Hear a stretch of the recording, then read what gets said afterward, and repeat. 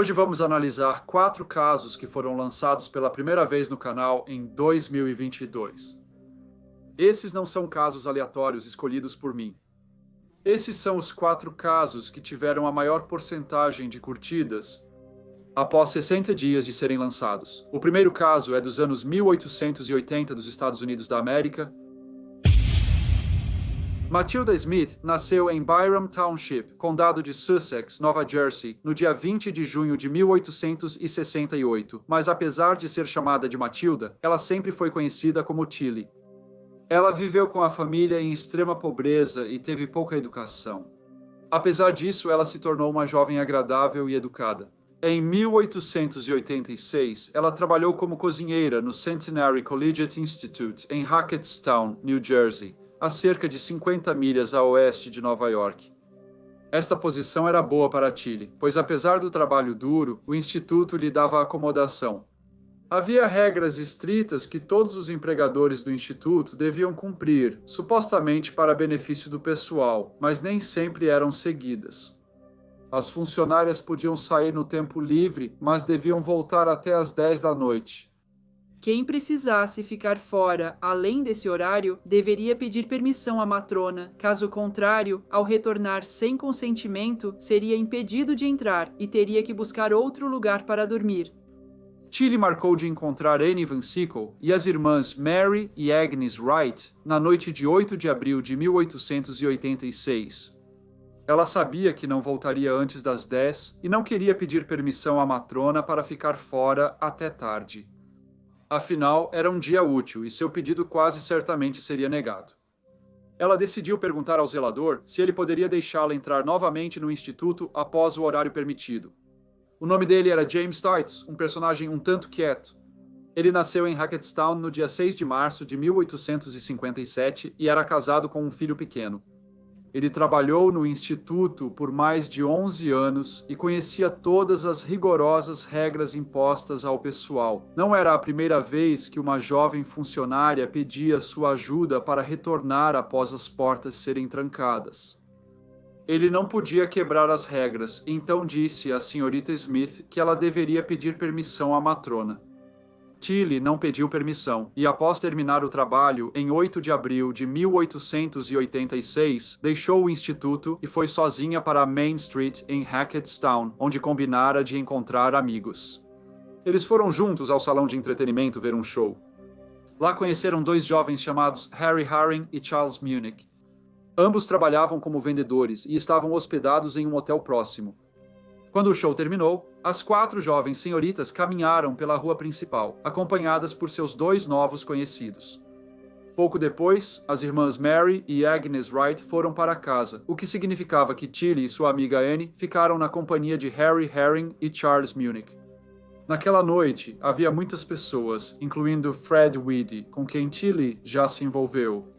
Ele estava com seu amigo chamado Jess Bagot. Tilly e Frank conversaram por um curto período antes dela se despedir de Annie e voltar para o instituto, acompanhada por Charles Munich. Na manhã seguinte, sexta-feira, 9 de abril de 1886, um cavalheiro chamado Sr. John White estava passeando com seu cachorro muito perto do instituto quando fez uma descoberta macabra, o corpo de uma jovem senhorita. Ele imediatamente contatou as autoridades e o corpo foi identificado como sendo da senhorita Tilly Smith, a jovem cozinheira que trabalhava no Instituto Colegiado Centenário. A notícia deste crime horrível logo se espalhou por Hackettstown e as pessoas se perguntavam quem poderia ter cometido um ato tão terrível. O corpo dela foi levado ao necrotério, onde o Dr. Joe Moesse Cook fez a autópsia. Ele descobriu que a causa da morte havia sido estrangulamento. Ele revelou que ela havia sido ultrajada e, segundo o Dr. Cook, por mais de uma pessoa. O médico disse ainda que ela lutou bravamente para se defender. Os moradores de Hackettstown estavam ansiosos pela justiça contra os responsáveis e os jornais queriam relatar qualquer novidade na investigação. Foi encontrada poeira no vestido de Tilly, o que levou a polícia a pensar que o assalto provavelmente ocorreu no celeiro, que ficava a uma curta distância de onde o corpo foi encontrado, mas por que ela havia sido colocada no campo perto do instituto permaneceu um mistério. Sem sinais de arrasto, eles presumiram que ela foi carregada. Harry Haring e Charles Munich foram presos. Ambos foram vistos com Tilly naquela noite e testemunhas confirmaram que viram Charles Munich caminhando com ela na direção dos institutos. Ambos negaram envolvimento no assassinato da Sra. Smith. Charles Munich disse aos detetives que havia escoltado Tilly até os portões dos institutos e que chegaram por volta das 10h10, momento em que a porta já estava trancada. Ele disse aos oficiais de investigação que havia oferecido para pagar por um quarto para ela no hotel onde estava hospedado, mas ela disse que isso não seria necessário e, em vez disso, ela lhe desejou boa noite e caminhou ao redor do lado do prédio. A polícia deteve os dois homens por alguns dias, mas testemunhas os viram bebendo às 11 horas no bar do American Hotel, o que indicava que não teriam tempo para cometer o assassinato. Uma recompensa de $1.000 foi oferecida por qualquer informação que possa levar à descoberta da pessoa ou pessoas responsáveis pelo terrível crime. A agência de detetives Pinkerton também foi contratada para auxiliar na investigação. O chefe de detetives de Nova Jersey, Bob Haggerty, suspeitava que o zelador James Titus era o responsável pelo assassinato. Ele estava surpreso que ele ainda não havia sido preso. O detetive Haggard achava que tinha aberto a porta para a jovem senhora em 8 de abril, evitando que ela tivesse problemas com a matrona. Ele a assediou e, após rejeição, a derrubou, causando as marcas em seu rosto. Quando ela resistiu, ele a estrangulou e levou seu corpo para os campos onde foi encontrado na manhã seguinte. Apesar da falta de evidências, os jornais sensacionalizaram a teoria do detetive Haggard e o público passou a acreditar que o zelador de 29 anos, James Titus, havia violentado e assassinado a senhorita Tilly Smith, levando povo e imprensa a exigir justiça. Jornais também informaram que a senhorita Tilly Smith foi enterrada em uma cova de indigente. Um chamado New York World começou a pedir contribuições para que um memorial pudesse ser erguido para comemorá-la. Eles descreveram isso como um monumento de virtude para comemorar uma jovem corajosa que morreu na defesa de sua honra. A imprensa apoiou a campanha e, sem outros suspeitos, continuou pressionando as autoridades para prender o Sr. James Titus. Disseram que, por ele cuidar do forno no porão, isso explicaria a poeira nas roupas de Tilly quando foi encontrada. Ele também teria deixado ela entrar naquela noite e, claro, o detetive Haggerty acreditava que ele era o responsável. Uma testemunha chamada Peter Mead veio a público e contou à polícia que na noite de 8 de abril ele havia falado com James Titus. Ele disse que tinha ido ao porão e que, após uma breve conversa, o Sr. Titus falou sobre a senhorita Smith de uma maneira muito desrespeitosa, sugerindo que ela não era uma jovem que retratava os altos valores morais esperados no final do século XIX. O Sr. Peter Mead acrescentou que, embora tivesse planejado estudar até tarde da noite, o Sr. Titus disse que ele deveria esperar, pois a senhorita Smith logo estaria retornando de sua noite fora. A polícia acreditou no Sr. Mead, e eles não o investigaram para tentar descobrir seu motivo para se apresentar. Se tivessem, veriam que ele era um personagem estranho e arrogante. Ele era um estudante do instituto, mas insistia que todos o chamassem de reverendo. Ele ganhava dinheiro ajudando o Sr. Titus nas tarefas de zelador por algumas horas diárias. Após forte campanha da imprensa e evidências da polícia em 29 de abril de 1886, o Sr. James Titus foi preso e acusado de agredir e assassinar a senhorita Tilly Smith.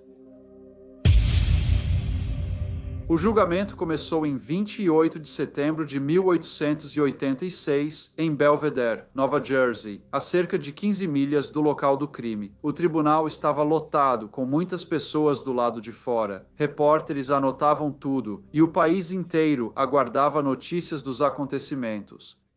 Muitas testemunhas foram chamadas, mas foi Peter Mead quem forneceu o testemunho mais sensacional. Uma vez que a recompensa foi oferecida, ele começou a tomar notas sobre aparentes conversas que teve com o réu, enquanto trabalhava no porão do instituto. Ele testemunhou de forma marcante e relatou ao tribunal que, após o incidente, eles passaram quase toda a noite juntos no porão, enquanto o Sr. Titus, agitado, andava pelos corredores. O Sr. Mead comentou que ele estava mais reservado que o normal, mas então se levantou de repente e disse: "Bem, podem me prender e enforcar, mas não destruir minha alma." A defesa teve uma tarefa difícil, pois a imprensa foi particularmente hostil em relação ao Sr. James Titus, tanto antes quanto depois de ele ter sido preso. Eles relataram que ele agiu de forma imprópria com outras jovens dos institutos, citado pela acusação. Porém, a acusação não apresentou testemunhas que comprovassem isso. A defesa descreveu o Sr. James Titus como alguém que sempre teve uma excelente reputação na comunidade, apesar de ser uma pessoa quieta e reservada. Eles também apontaram outras inconsistências no caso. A acusação afirmou que Tilly Smith foi assassinada entre 22 horas e 22 horas e 30 de 8 de abril, mas os médicos da autópsia acreditavam que o crime ocorreu pelo menos 2 horas depois, já nas primeiras horas de 9 de abril.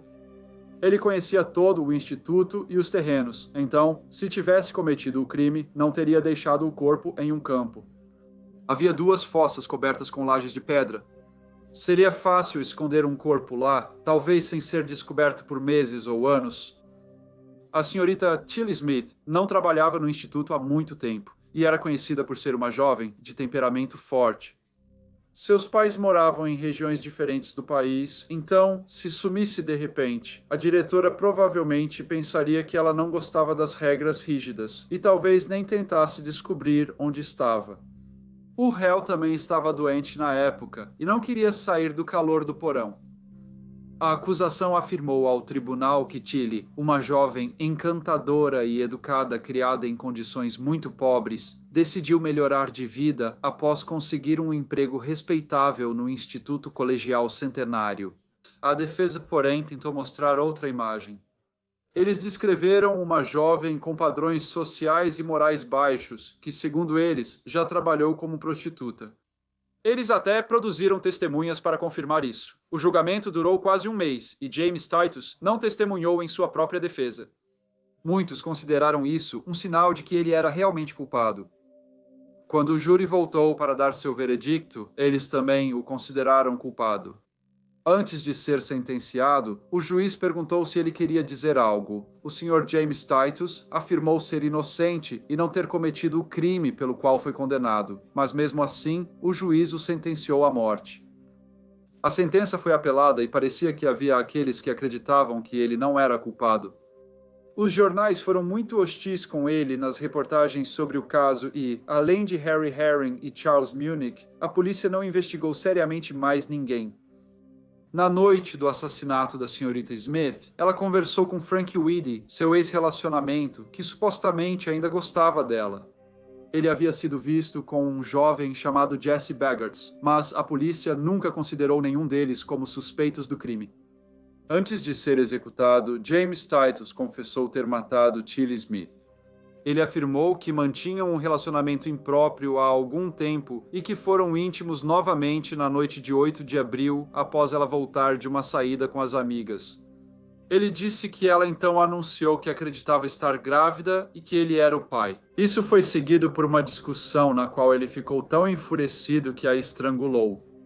Após confessar, sua pena foi reduzida para prisão perpétua. O monumento em homenagem a Tilly Smith foi inaugurado em 24 de novembro de 1887 ao lado de seu túmulo no cemitério Union de Hackettstown. Foi construído após doações de benfeitores locais e nacionais. Nele diz que ela morreu defendendo sua honra. James Titus cumpriu 19 anos pela morte e foi libertado no dia 27 de dezembro de 1904. Infelizmente, sua esposa morreu em novembro daquele ano. Ele morou em Hackettstown até 18 de junho de 1952. Quando ele morreu aos 95 anos, foi então enterrado no cemitério Union, o mesmo cemitério onde a senhorita Tilly Smith havia sido sepultada 66 anos antes. Muitos acreditam que James Titus confessou apenas para evitar a forca e era, na verdade, inocente do crime pelo qual foi condenado. Após ser libertado, ele nunca mais comentou o caso. Dizem que o fantasma de Tilly ainda rondava o colégio. Houve aparentes avistamentos nos terrenos, nos corredores e no teatro. O Sr. James Titus é apontado como o assassino da senhorita Tilly Smith, mas ainda há dúvidas se ele realmente cometeu o crime. Provavelmente nunca saberemos ao certo o que realmente aconteceu na noite de 8 de abril de 1886 ou se a justiça foi realmente feita. Para o próximo caso, vamos para o início do século XX em Mônaco. Vere St. Ledger Gould nasceu em 2 de outubro de 1853 em Clonmel, no condado de Tipperary, na Irlanda. Ele foi criado na cidade costeira de Waterford. Ele veio de uma família relativamente aristocrática. Seu avô era um baronete e sua avó era filha do conde de Kenmare. O pai de Vere era um magistrado no condado de Waterford, mas sua mãe morreu quando ele tinha 17 anos, e isso teve um grande impacto nele. Apesar da distinta linhagem da família, eles não eram considerados ricos, embora como criança a vida de Vere não fosse particularmente difícil. Ele teve boa educação e passava muito do tempo livre velejando, caçando e cavalgando. Quando se tornou um jovem, ele era frequentemente visto com pessoas que eram consideradas de um círculo social muito mais elitizado. O tênis virou passatempo popular entre as classes alta e média alta na Irlanda. Em 1877, o Fitzwilliam Lawn Tennis Club foi fundado e em 1879 ocorreram os primeiros campeonatos irlandeses de tênis. Vere gostava de esportes e virou um ótimo jogador. O tênis o ajudou a entrar na alta sociedade de Dublin e, em 1879, aos 25 anos, ele disputou o primeiro campeonato nacional irlandês de tênis. Ele era muito apto e atlético, e era conhecido por seu potente backhand e sua grande dominação da rede. Ele venceu o torneio e virou campeão nacional irlandês. Após seu sucesso, ele viajou para a Inglaterra para competir no campeonato de Wimbledon. Mais uma vez, jogou bem e perdeu só 2 sets até a final. A final foi considerada uma grande ocasião e ocorreu no dia 15 de julho, diante de uma grande multidão.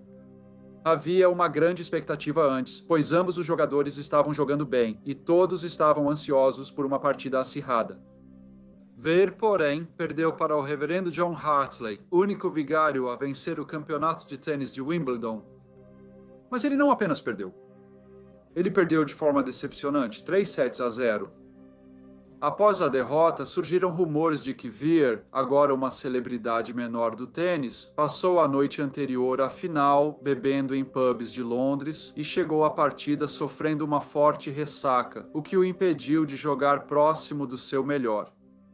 Este também foi o ano em que seu pai morreu. Ele voltou à Irlanda e seguiu jogando tênis. Em 1880, ele chegou novamente à final do campeonato irlandês de tênis, mas perdeu para William Renshaw, que depois venceu Wimbledon 7 vezes. Sua fama no tênis garantia convites para eventos sociais prestigiados.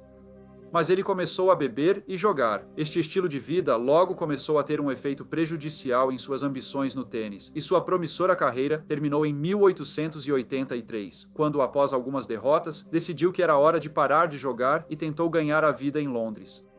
No entanto, a vida era praticamente a mesma para ele lá. Ele seguiu bebendo e jogando, e sua vida entrou em espiral descendente. Ele conheceu por acaso uma senhora chamada Marie Giraudin. Ela tinha uma loja de costura na sofisticada Bayswater. Ela era mais jovem que Vere e nasceu na França em 1860. Filha de ferreiro, ela costurava desde jovem. Ela era conhecida por sua habilidade profissional. Enquanto estava na França, ela se casou. No entanto, seus pais não gostaram muito de sua escolha de marido.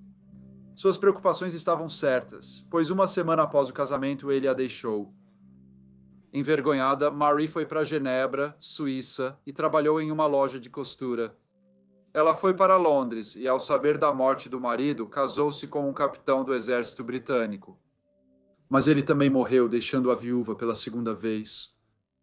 Apesar de ser excelente costureira, não era tão boa empresária. Sua loja nunca teve muito sucesso. Marie e Vere pareciam se dar bem. Ele só visitou a loja porque foi solicitado a pagar uma conta para um parente. Mas Marie prestou atenção em particular.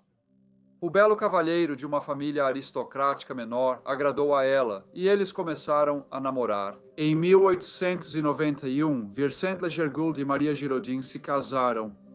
Eles continuaram a viver em Londres, mas o amor pelas coisas mais finas da vida logo significou que suas finanças estavam em um estado muito ruim. Estavam com aluguel atrasado e venderam todos os móveis.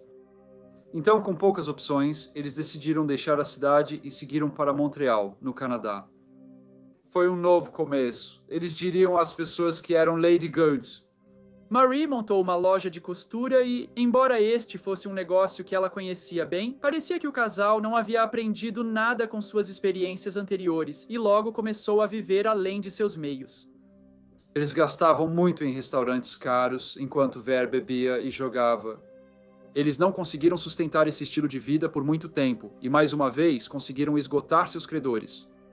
Não foi surpresa quando Vier anunciou que tinha que deixar Montreal por um tempo para retornar à Irlanda. Ele disse que um membro da família havia morrido. O casal então passou os próximos 2 anos entre Canadá e Inglaterra antes de finalmente se estabelecer em Liverpool. Chegando em 1903, aqui eles montaram um negócio de lavanderia, mas continuaram com a pretensão de que eram de alta posição social e disseram a qualquer um que perguntasse que deveriam ser referidos como Severo e Lady Gould. O casal continuou tentando viver um estilo de vida mais associado à aristocracia, mas ao fazer isso, continuaram a se endividar. Eles tentaram elaborar uma maneira de fazer uma fortuna rápida, mas nada parecia funcionar.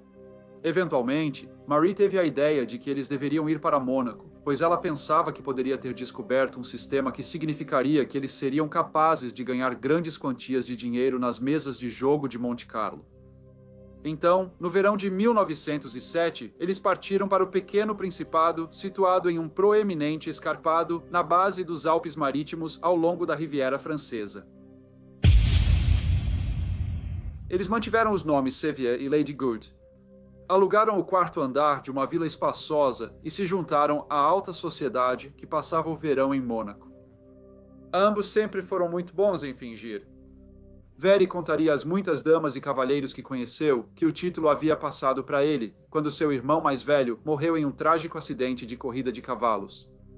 Como não é surpresa, isso não era verdade, pois seu irmão, Sir Stephen James Gould, estava muito vivo, mas havia abandonado o título, pois se mudou para a Austrália e trabalhou na ferrovia, e ele não queria que seus colegas de trabalho soubessem de sua nobre origem. Muitos conheceram Vera Marie no pequeno principado, mas ninguém duvidava de quem eram, e o casal sempre se mantinha cortês, educado e bem vestido. Durante a estadia, eles são acompanhados pela sobrinha da Sra. Gould, a jovem atraente Isabel. Ela sempre era vista com eles, e sua beleza certamente atraía a atenção dos jovens cavalheiros, muitos dos quais estavam muito ansiosos para conhecê-la. No entanto, as coisas não estavam indo bem para o Sr. e Sra. St. Leger Gould. Quando chegaram pela primeira vez em Mônaco, eles tiveram algum sucesso nas mesas de jogo, mas à medida que os dias passavam, começaram a perder dinheiro e agora se encontravam novamente em uma posição financeira muito precária. Eles se perguntavam como ficariam em Mônaco e buscaram um patrono rico para lhes oferecer um empréstimo. Marie sempre soube convencer os outros a lhe emprestar dinheiro. Numa loja de costura em Bayswater, ela costumava pedir dinheiro emprestado à clientela rica e, em Mônaco, fez amizade com Emma Levin. A senhora Levin era uma viúva muito rica, originalmente da Dinamarca, mas que agora vivia em Estocolmo. Ela era parecida com Marie, pois também teve uma criação difícil. O pai dela abandonou a família quando ela era jovem e sua vida foi difícil até se casar com um comerciante sueco bem-sucedido. A senhora Levin era animada e adorava o ambiente dos cassinos de Monte Carlo. Ela estava acompanhada por uma senhora chamada Madame Castellazzi. No entanto, Marie conseguiu encantar a senhora Levin e as duas começaram a passar bastante tempo na companhia uma da outra, para o desagrado de Madame Castellazzi. Marie sempre parecia ser uma pessoa agradável e cuidadosa e conseguiu persuadir a senhora Levin a emprestar a ela e ao marido dela 1.000 francos. Ela disse que estava esperando o dinheiro ser enviado de Londres, mas o empréstimo era muito necessário, pois o senhor e a senhora Gould conseguiram perder todo o dinheiro que tinham com o empréstimo. Very voltou às mesas de jogo, mas logo perdeu todo o dinheiro emprestado pela senhora Levin. Madame Castellari nunca gostou muito de Marie e lhe deu pouca atenção. A relação entre as duas senhoras ficou crítica após uma discussão em um cassino. Isso logo se tornou um incidente muito comentado entre os visitantes da alta sociedade de Mônaco e até apareceu na imprensa local. O incidente causou algum constrangimento à senhora Levin e ela decidiu que seria melhor se ela retornasse à Suécia. Antes de partir, ela queria recuperar os 1.000 francos que havia emprestado a Lady Gould. Em 4 de agosto de 1907, ela foi à vila alugada pelo casal. 5 dias depois, em 9 de agosto, os Goulds chegaram à estação de trem de Marsella, rumo a Londres. Eles pediram que seu grande baú fosse guardado na estação enquanto iam comer em um hotel próximo. Um carregador percebeu sangue pingando dele. O carregador já tinha visto muito desde que começou na estação, mas isso o preocupou. Ele perguntou ao senhor por que o sangue estava saindo do tronco. O Sr. Gould disse que levava galinhas mortas. A equipe da estação não parecia estar satisfeita com a resposta e contatou a polícia. A polícia chegou e, após uma breve conversa com a Madame Gould, exigiu que o baú fosse aberto. Dentro encontraram um corpo feminino desmembrado. Em Mônaco, Madame Castellazzi comunicou o desaparecimento da Sra. Levin às autoridades. Ela disse que foi cobrar a dívida de Sir e Lady Gould e não voltou. A polícia foi à vila desocupada pelos Goulds e encontrou Isabel, sobrinha de Marie, ainda morando lá. Isabel contou à polícia que sua tia foi a Marsella porque o Sr. Gould precisava consultar um médico. A polícia inspecionou a propriedade. Manchas de sangue eram visíveis e eles encontraram itens que pareciam muito fora do lugar em uma vila de férias alugada. Havia uma serra e um martelo. Em uma inspeção mais detalhada, a polícia descobriu que ambos tinham sangue neles. Em Marsella, a polícia prendeu os Goulds. Eles os revistaram e acharam muitas joias na bolsa da Sra. Mary Gould. Mais tarde foi identificado que pertencia à Sra. Levin. Inicialmente, o casal disse à polícia que a Sra. Levin foi morta por um amante em sua vila por ciúmes. Eles disseram que estavam chocados com o ocorrido e, sem pensar, temeram que contar à polícia os implicasse no crime. Então decidiram se livrar do corpo. Eles o desmembraram e colocaram no porta-malas. A polícia ouviu a história deles, mas não acreditou e prendeu tanto o senhor quanto a Sra. Gould. Eles foram acusados de assassinato. Vere, no entanto, sempre se considerou um cavalheiro e disse às autoridades que, na verdade, ele mesmo havia cometido o assassinato e que sua esposa não tinha nada a ver com isso. Ele afirmou ter agido sozinho, mas a polícia duvidava de sua confissão. A investigação deles os levou a acreditar que, na verdade, foi sua esposa Marie quem havia arranjado tudo e que ela havia encorajado seu marido a se livrar da Sra. Levin. Eles também questionaram se ela tinha relação com a morte dos 2 primeiros maridos. O julgamento teve início no Palais de Justice de Mônaco em dezembro de 1907 e virou sensação na imprensa. Havia interesse de todo o mundo. Muitos jornais publicaram a manchete, o assassinato do baú de Monte Carlo.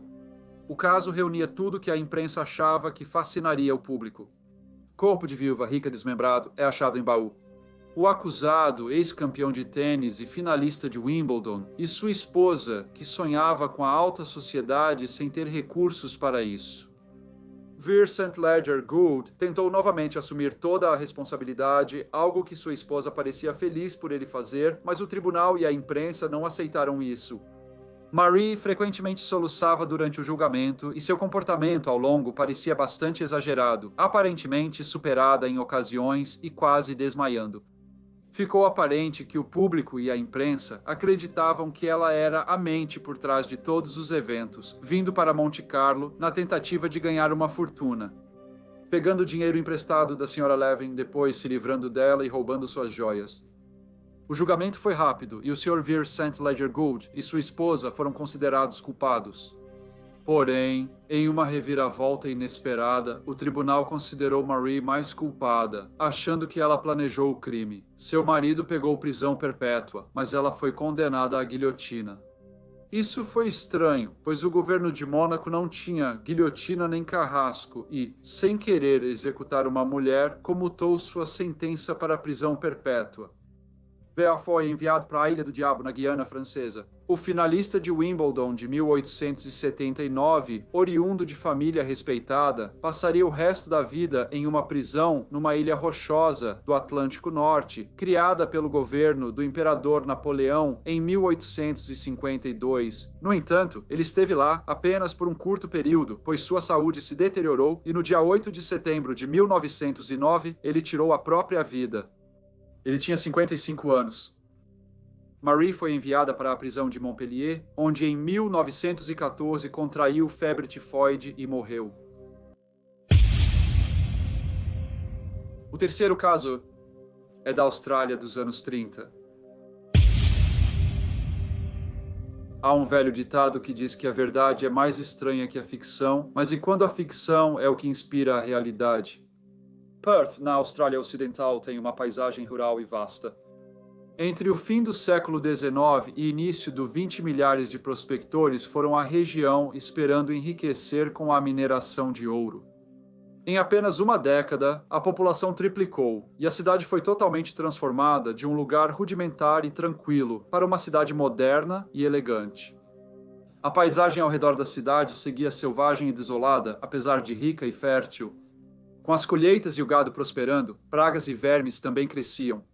Os coelhos eram os piores infratores, destruindo colheitas inteiras em poucos dias. Era quase impossível prever onde os coelhos atacariam a seguir, então em 1901 foi tomada a decisão de construir o que ficou conhecido como a Cerca à Prova de Coelhos. Seria uma cerca de 3.451 quilômetros, projetada para manter coelhos e outras pragas afastados, a fim de proteger a florescente indústria agrícola da Austrália Ocidental. A cerca levou quase 50 anos para ser concluída, mas partes foram finalizadas aos poucos. A manutenção era crucial para o sucesso da cerca, então homens foram contratados como guardiões.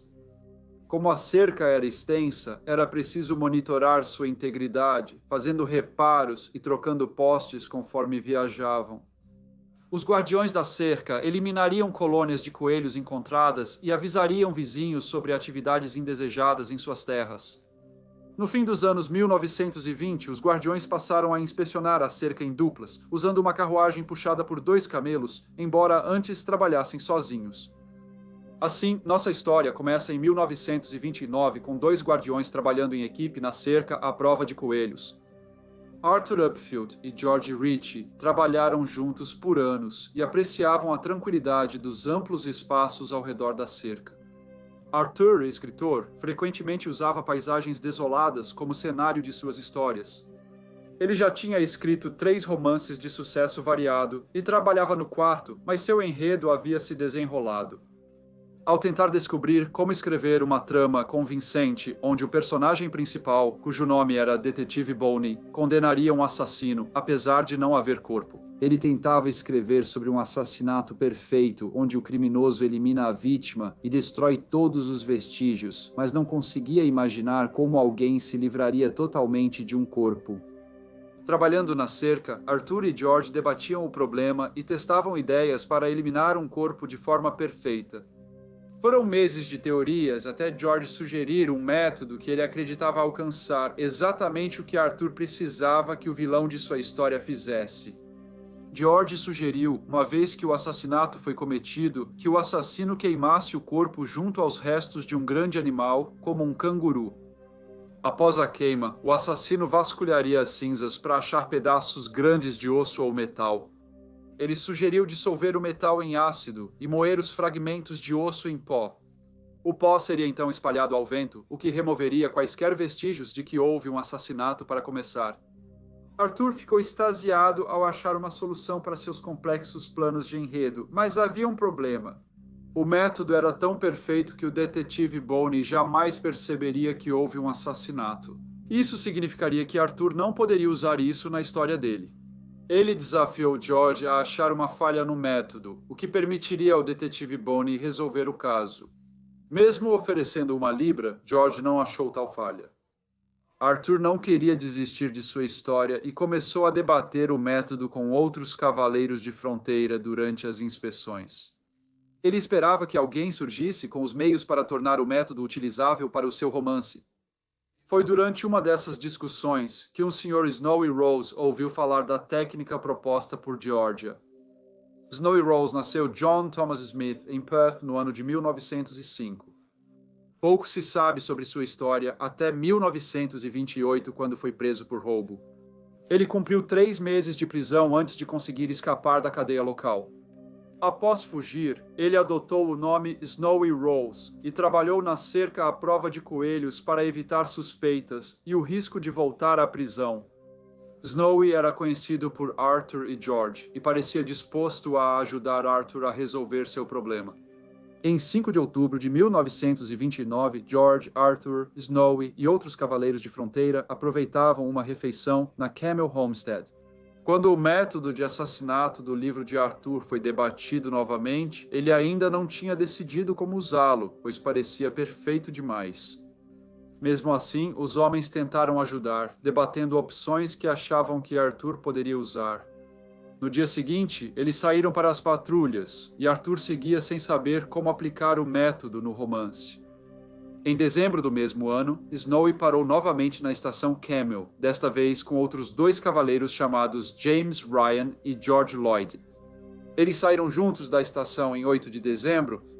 Uma semana depois, George Racey chegou à estação Camel e disse aos outros cavaleiros que conheceu o prospector James Yates. James contou a George que viu Snowy dirigindo um carro, algo incomum, pois a maioria dos cavaleiros usava camelo ou carruagem. Snowy contou ao prospector que James Ryan e George Lloyd estavam caminhando no mato ao redor, embora ele nunca os tenha visto pessoalmente.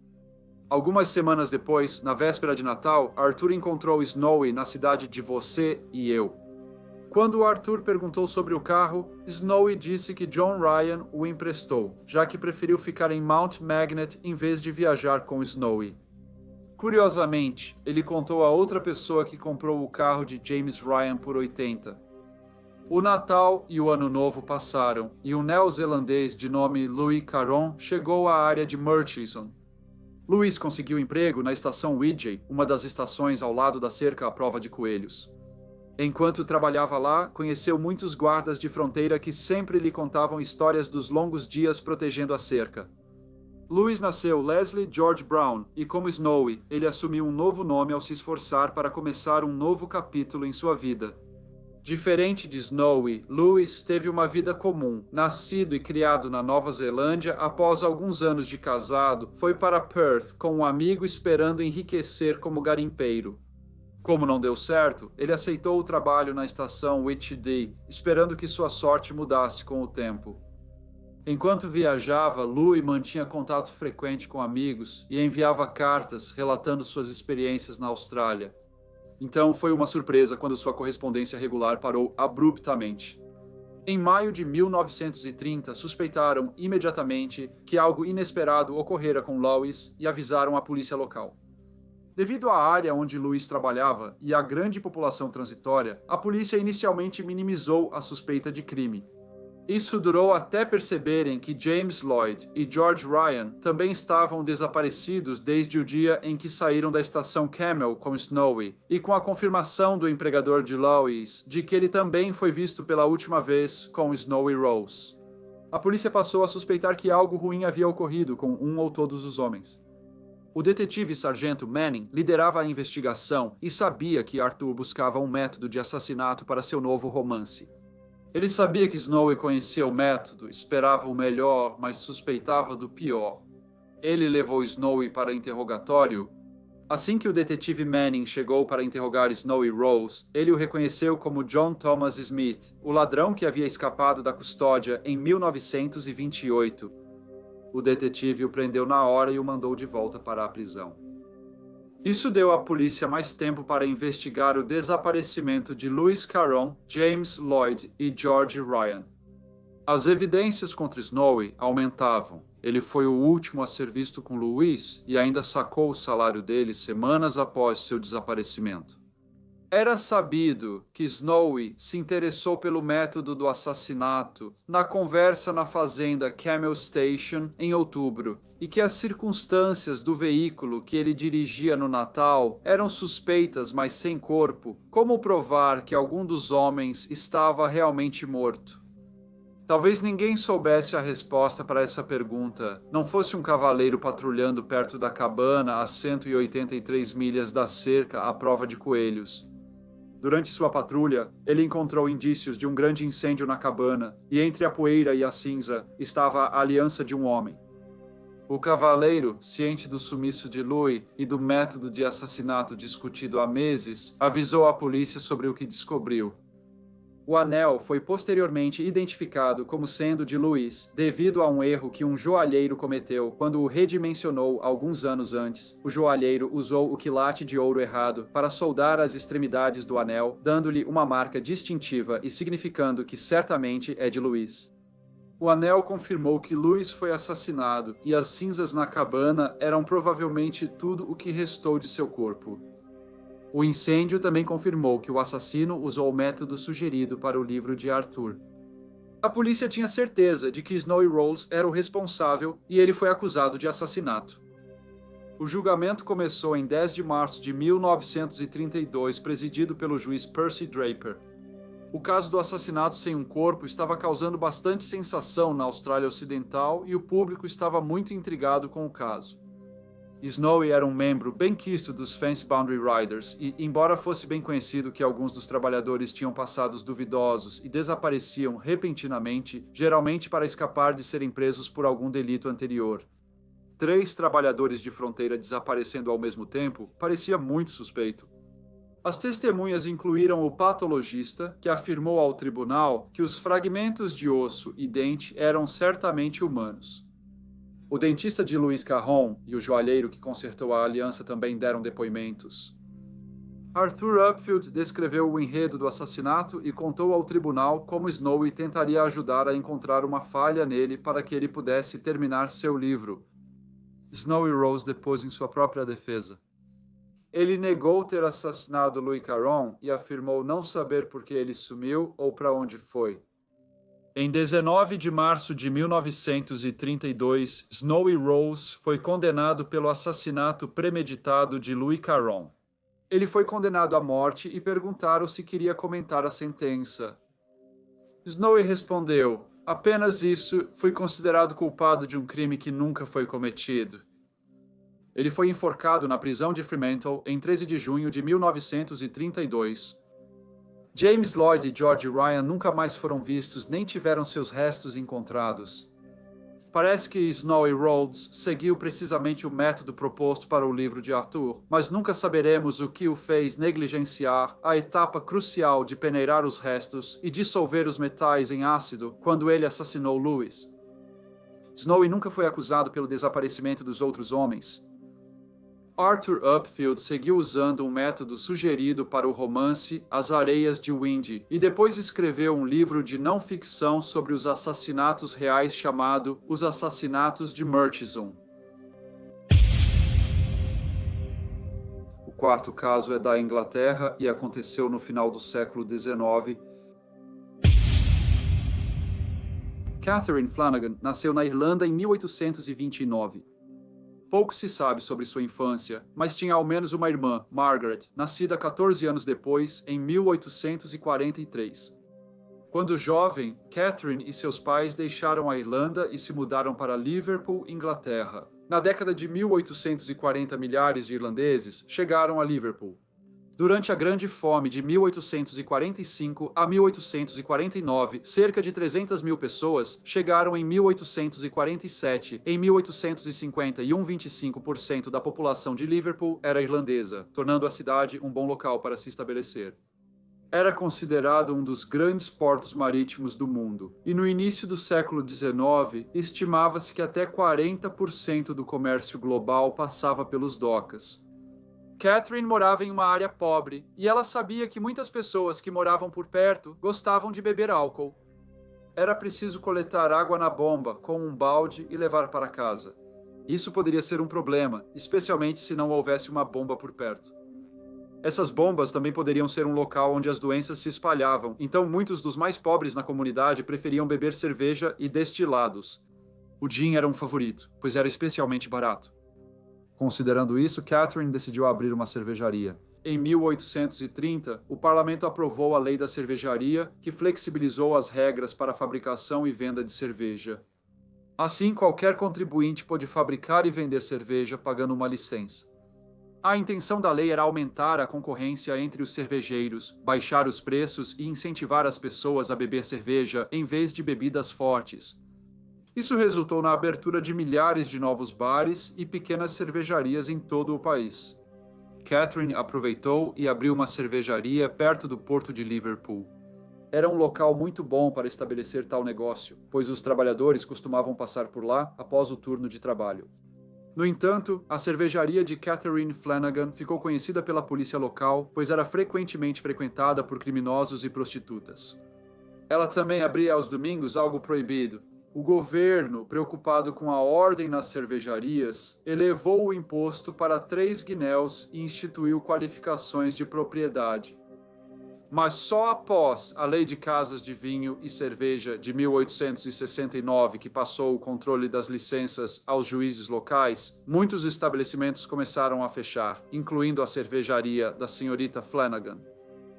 Catherine era conhecida por ser cuidadosa com gastos, mas agora a cervejaria fechou. Ela precisava gerar uma renda, então se estabeleceu como uma agiota. Esse era um negócio lucrativo na Grã-Bretanha vitoriana devido às más condições econômicas da classe trabalhadora. Eles sofriam com baixos salários e frequentemente com rendas irregulares. Também não havia restrição ao empréstimo de dinheiro, o que significava que os agiotas podiam legitimamente cobrar altas taxas de juros. Apesar de não ser respeitável, era uma ocupação fácil para Catherine iniciar.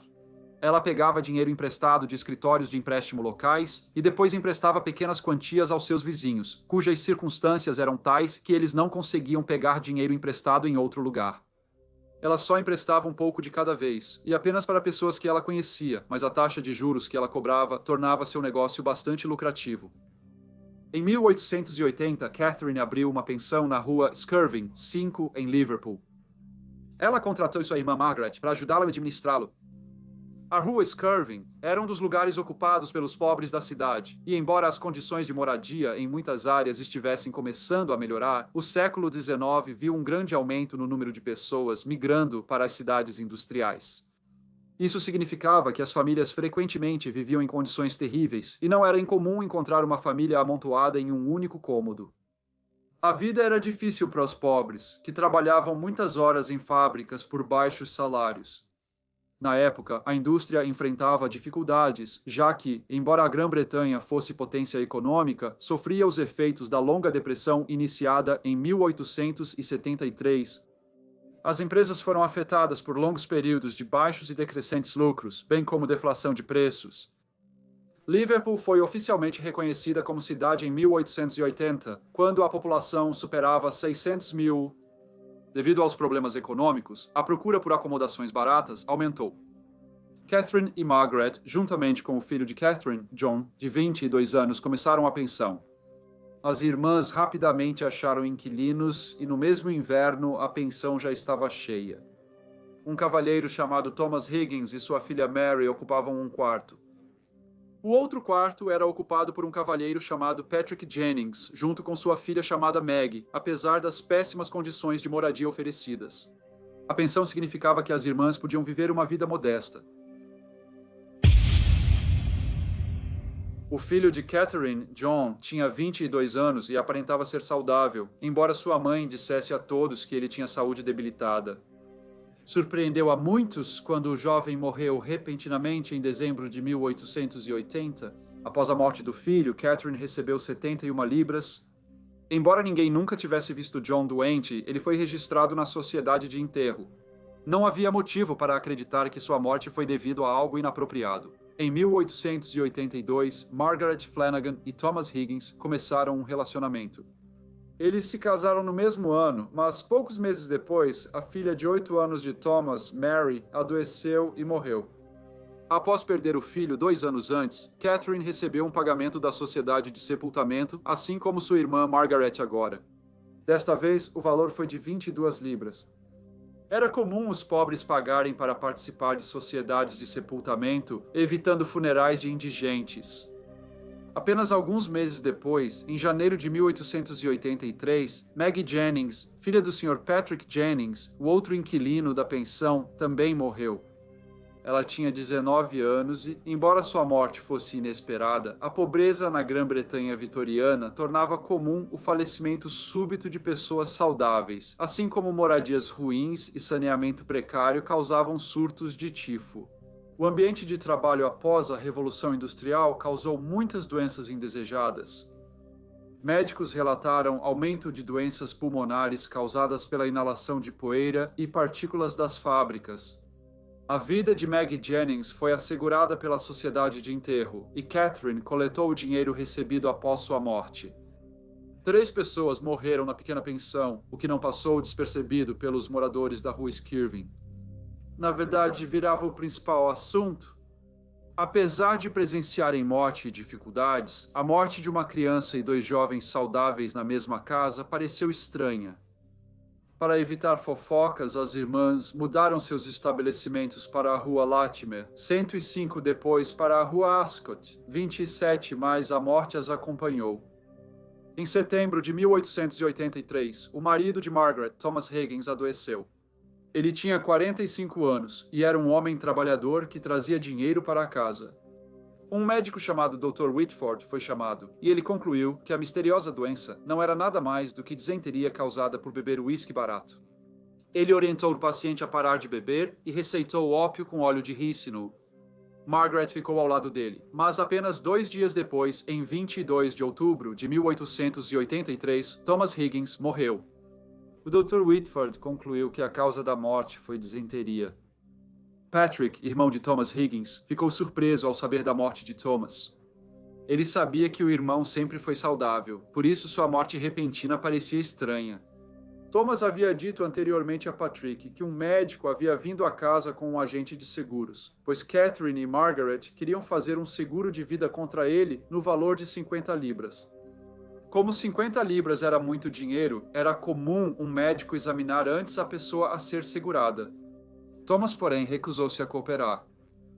Patrick decidiu investigar a misteriosa morte de seu irmão e logo descobriu que Thomas tinha sido segurado por 5 diferentes sociedades funerárias, das quais sua esposa Margaret recebeu um total de 108. Desconfiado, ele procurou a polícia. A polícia concordou em investigar e no dia do funeral enviou um policial, um legista e 2 médicos à rua Ascot, 27. Quando chegaram, havia pessoas na pequena sala da frente ao redor do caixão. Alguns bebiam e o policial percebeu poucas evidências de luto pela perda de Thomas Higgins. O legista informou a Margaret que o funeral não iria acontecer, pois era necessário realizar uma autópsia. Catherine Flanagan não disse nada e rapidamente saiu da casa pela porta dos fundos. Após a autópsia, constatou-se altos níveis de arsênico no corpo do Sr. Higgins.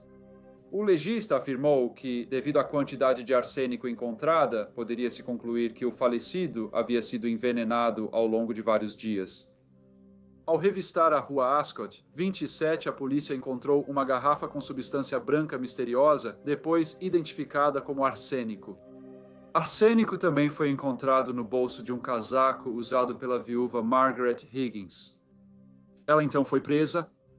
Enquanto isso, Catherine se escondia das autoridades. Ela se mudava de uma pensão para outra. Estranhamente, no entanto, ela não fez nenhuma tentativa de deixar a cidade. Após uma semana tentando não ser detectada, ela foi vista e presa. Em 16 de outubro de 1883, as irmãs Catherine Flanagan e Margaret Higgins foram formalmente acusadas de assassinar o Sr. Thomas Higgins. Porém, outras 3 pessoas morreram na pensão e o magistrado autorizou a exumação dos corpos de Maggie Jennings, do filho de Catherine, John e de Mary Higgins, de 8 anos.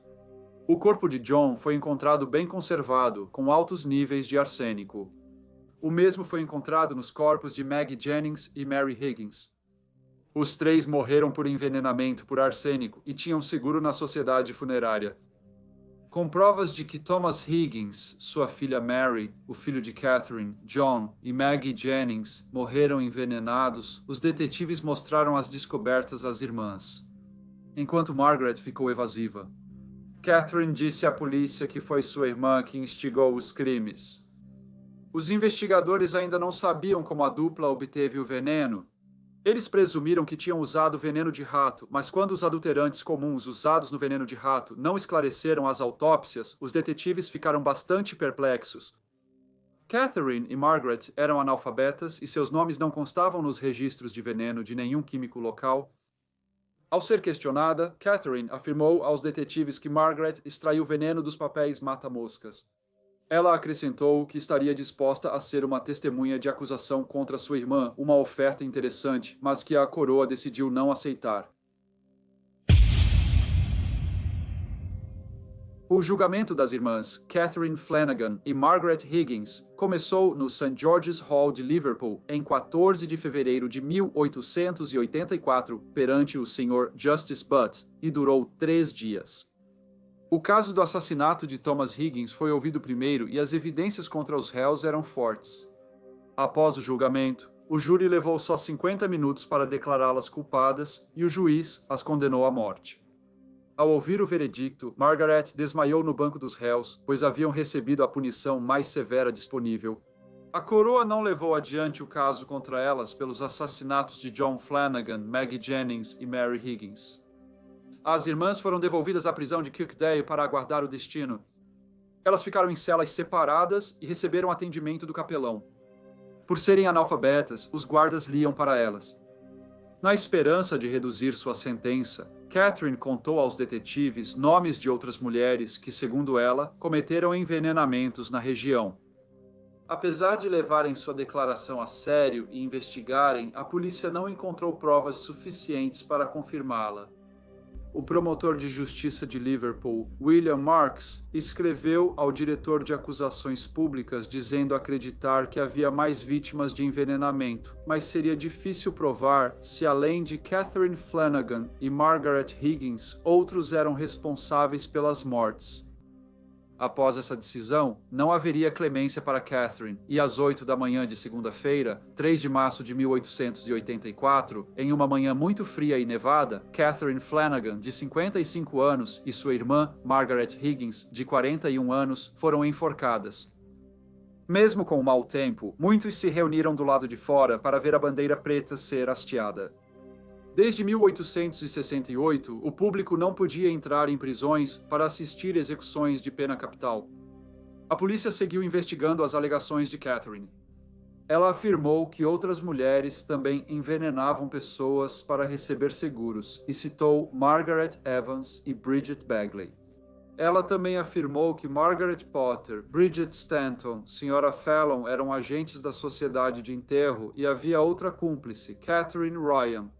Embora tenha sido descoberto que a Sra. Stanton tinha ligações próximas com os pagamentos de seguros de algumas pessoas que haviam morrido, nunca foram feitas acusações contra ela ou qualquer uma das outras senhoras mencionadas nas declarações de Catherine Flanagan.